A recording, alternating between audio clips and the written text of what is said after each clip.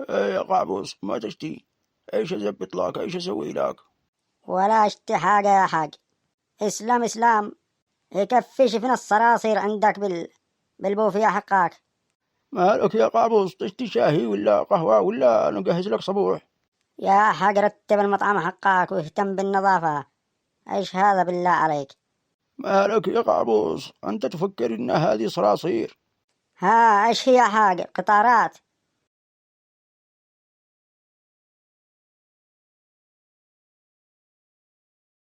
أين العامل حقك الأول؟ كنت أجي عنده البوفيه نظيف واشرب لي واحد شاهي أمخمخ. هذاك العامل سافر إجازة. قل له يرجع بسرعة يا حاج، قل له يرجع بسرعة. وأنت روح تقاعد، ولا أنا أشوفك هنا خالص.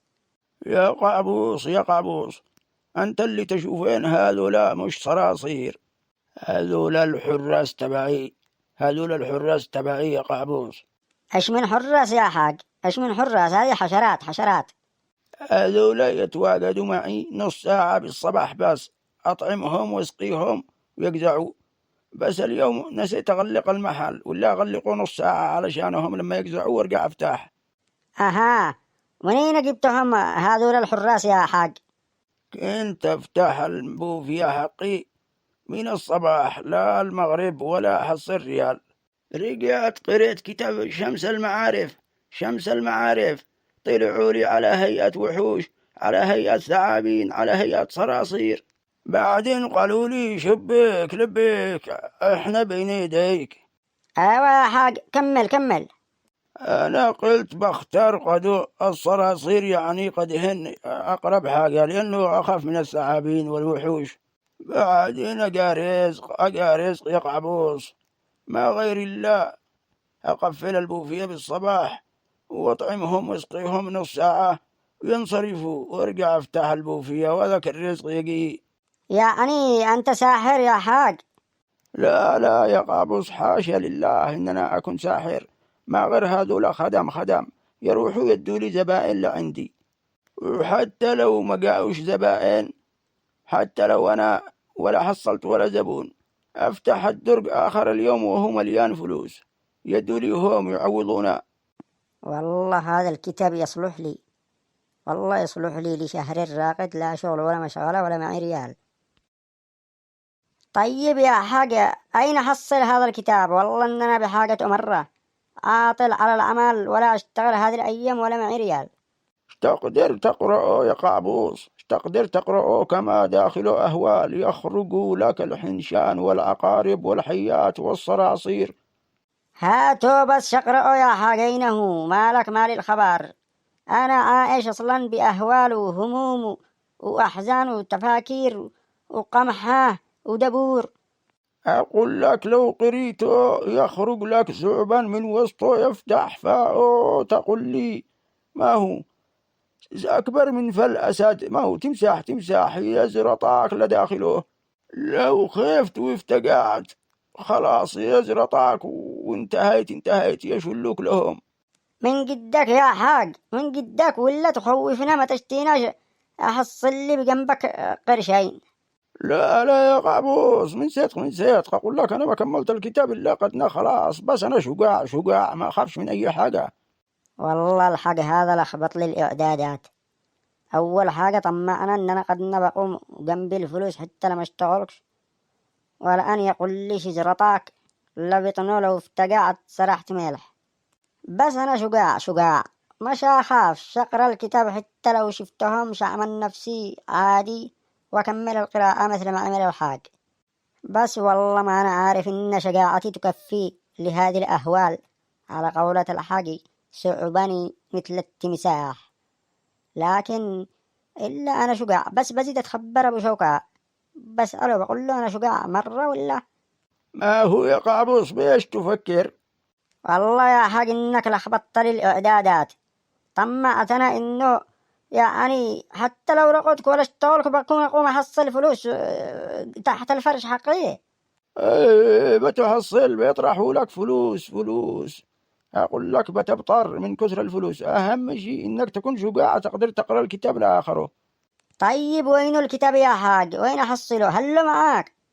هل معي بس هذا حقي خاص، لكن أقدر أجيب لك كتاب من أي مكان، أهم شيء إنك شجاع تقدر تقرأه. مالك يا حاج، نعم إن الشجاعة خلق لك وحدك. أقول لك قدامك راس، قدامك قعبوس. خلاص تمام بدبر لك الكتاب، لكن وانت دبر قيمته. تعال لي بكرة الكتاب يكون موجود، قزعك معك الفلوس. قلنا له ثور، قال احلبوه. عاد أنا كملت أكلمك يا حاج، ما عندي والله ولا ريال، وراقد بدون عمل. ما كيف أعملك أنا، كيف أعملك يا قابوس؟ مش بيدي أنا، شلو لك من واحد، وهذا الواحد يشتي فلوس كاش. يا حاج أول حاجة هات الكتاب شي نقرأه، وبعدين سهلة شي نسحب له من تحت الفرش رجمة من اللي يجيبوها الخدمة اللي قلت بيخدمونا ويدوا لي فلوس، وندي له حسابه كم ما يشتي. ولو ما قدركش تكمل القراءة وزيرتك الثعبان، من هنا تجيب له الفلوس بزرتك أنت والكتاب. الله أكبر عليك يا حاج، أمانا نخبط لي الإعدادات خالص. طمع أنا بهذا الكتاب وإنه بيكون معي خدم، وإن أنا بغتني ومكنا شزرطاك. أمانة قلبي قد يدوق كأنه قزيرتنا. اليوم اكتشفت إن قلبي بيعمل بي لنص الطريق ويرقم بي. أحيانا الخيانة تجي من الداخل، وأنا أحس قلبي بداخلي قد يرقف عاد خبر. أخاف يعمل بي لنص الطريق ورقم بي، وادري إن الثعبان هذا اللي يقول على الحق يزرطنا بعد لا إننا بفلوس ولا إننا بكفرتي. يا قابوس إيش قلت؟ قرر إذا أنت واثق من نفسك ولا يهمك، دبر الفلوس وأنا أدبر لك الكتاب، وانتظر غنى ورزق وراحة تطرد الفقر هذا والهموم. والله يا حاج كلامك فيه الترغيب والترهيب. من ناحية أنا محتاج للريال الواحد وبغامر بأي حاجة، لكن قد أنزلت الرعب على قلبي. بس خلنا بفكر بالموضوع وبرجع لك. خلاص تمام يا قابوس، فكر بالموضوع، وإذا شفت نفسك إن أنت يعني قادر تقرأ الكتاب للأخير، تعال وجهز الفلوس وشليت الكتاب. بشوف اليوم إيش هو معذوره، مش تقدر بإيش هذا الأصفر. أمس يقول لي إنه تعبان ومحموم ومدقدق مكسر ونسي كل حاجة، نسي ما يجزع الورقة معه اللي عملت شراكة بيني وبينه. لكن أنا أعرف الأصفر هذا خبزي وعجيني، ما يمشي معه إلا الصميل. والله إذا ما قبل ورقة معه اليوم لأدفنه بين الطماط والبطاط بطولي وعرضي. آخر حاجة يجي هذا اللي وجهه تقول لي مثل البرتقالة يزيد عليا. الله، اليوم المشعوف من صورته بكر مقلوب، أمان ليعملنا لقمة. لما تركبوا أم الصبيان والله ما عاد يشوف قدامه. بخرج الورقة حق الشراكة من جيبي واطرح بيدي علشان يشوف بيدي ويهدى قليل. يفكر إن أنا ما شايفه. الأصفار جالس بالباب اللي يتفحسس يفكر، جالس يدور لي عذر. والله لا كله أكل اليوم. يا الله عينه، يا الله عينه يدخل. ويا أصفر أنا شايفك معك تتفحسس، ادخل. ولا يا مشعوف. كيف ولا مالك اليوم بالباب لك ساعة جالس تفكر مدري تتفحسس، وانت كل يوم تعمل خطوة واحدة لا جنبي. قرب جبت الورقة معاك ولا والله يصفر لعملك لقمة اليوم.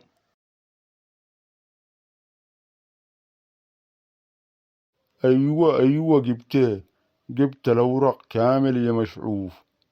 وين هنا الأوراق؟ ما أنا شايف هين. طيب كيف بتشوفهن يا مشعوف وانت عيونك للسماء؟ شوف لهنا لهنا. من اليوم صاعدا أنا قررت أن أنا أشوف لفوق لفوق. الطيبة حقي والتواضع هذه سببت لي مصائب. ما غير شكله المشعوف كان ناوي علي نية خيبة، شكله كان ناوي اليوم يطحنا طاحن. مالك ساكت يا صفر؟ أين الأوراق؟ ها يا مشعوف شوف هذه الأوراق كلهن. أين هن يا صفر؟ ما أنا شايفهن. مال طيب نزل راسك قليل وعيونك علشان تشوف يا مشعوف. والله مثل ما لعبي هو الطويل، أنا نويت اللعب من اليوم. ها شوف يا مشعوف نزل راسك قليل. رقبتي توقعنا، ما أعرفش أنزل راسي خالص. شكلك ناوي تنضرب اليوم يا صفار. أقول لك علمنا بالأوراق. أنا كيف أعمل هذا؟ ناوي علي نية خيبة، يا رب سلم سلم. ها يا مشعوف والآن شفتهين؟ ولا شفت حاجة يا صفار. طيب ما هو الحل؟ كيف أعمل؟ كيف أتخارج من المشعوف هذا؟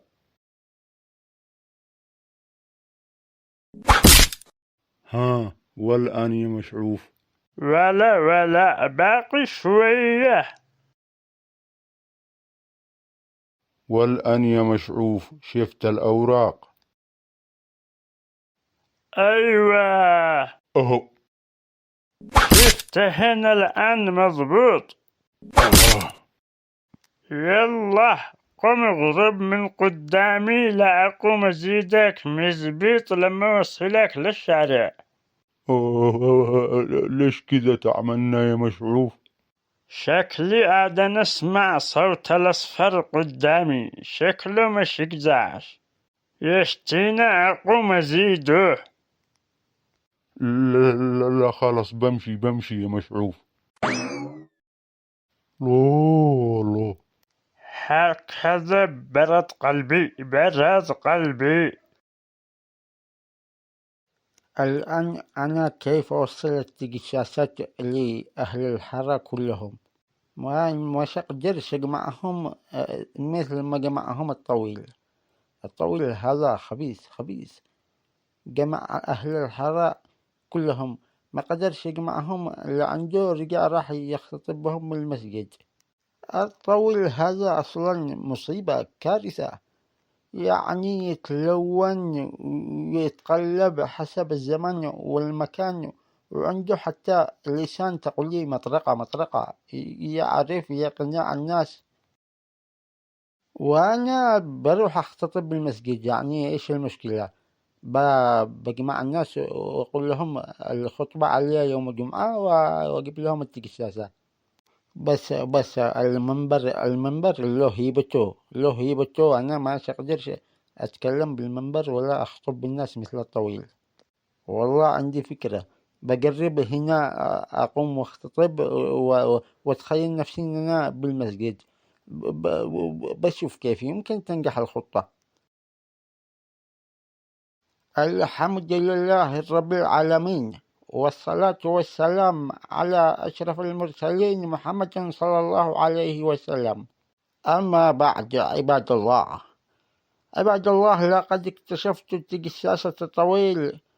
اكتشفت تجساسة قوية، وأن الطويل كان يكذب على أهل الحارة أنه رأى أسماءهم بالآخرة، وأن الأسماء لم تكن كذلك وكما زعم الطويل، ولكنها أسماءكم يا أهل الحارة، أسماءكم أيها الأحباب الكرام، أسماء المتبرعين بالثلاجة التي تبرعتم بها للمستشفى.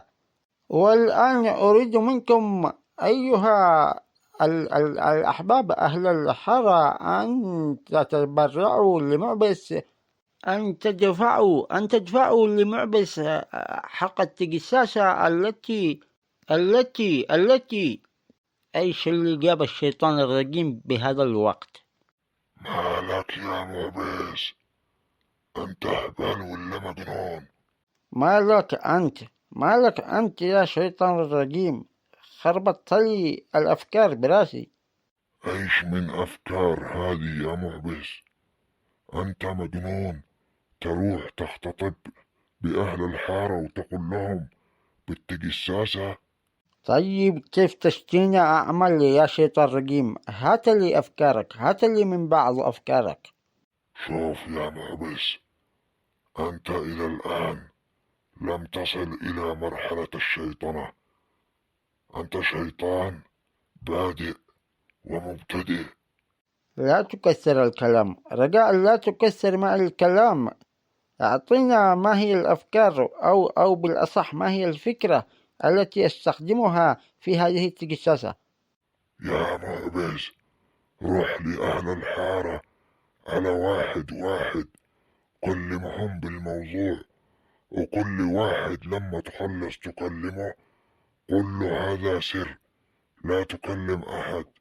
والله هذه فكرة خطيرة جدا جدا، ولكن أيها الشيطان الرجيم، من الذي يعلمك هذه الأفكار التي لم تخطر على بال أحد؟